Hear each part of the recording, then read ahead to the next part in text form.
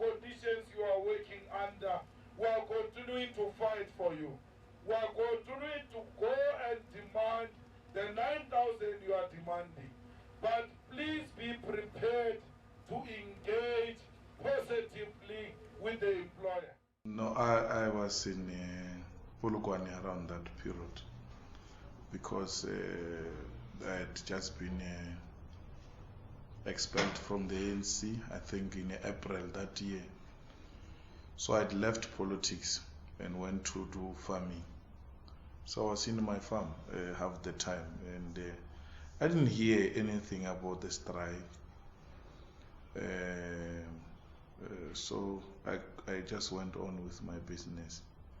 But then on the 16th of August, I then saw the news on ENCA, and the TV didn't have a volume, so it was just a picture because I was busy. So I thought it is one of those old apartheid pictures. Maybe they were telling some documentary or something. So I didn't pay attention much. But that picture kept on being repeated, and then it drew my attention. And I just realized then that these people were killed recently. And the police uniform is a recent uniform and all that. So I paid attention and decided to increase the volume, and then I started listening. Then I called around. I was highly disturbed, and that's why, to me, I believed in the democratic society to an extent that that picture didn't immediately click as a current affairs, because in my mind it was never to happen under democratic rule. But the repetition of it then suggested there is some, if it's an old picture, there might be something about it. Let me check, let me hear what is the story. Boom, people were killed. And they were killed today, some few hours ago. This was covered live by the journalists. And I checked who's there. It can't be true, it's not possible. I was in denial. I believed in this system. I said, it can't be the government of Nelson Mandela that kills people. I was not shocked when there was a discussion about my name in Marikana, because I could have resolved that problem. There was nothing complicated about it. The demands in Marikana were the same as the demands in Impala. I was still in the ANC when I went to Impala with the Premier of Northwest, Thandi Modise.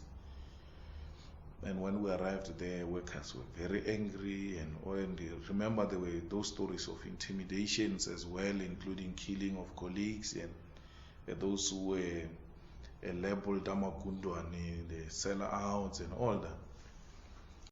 So the point I'm trying to make is that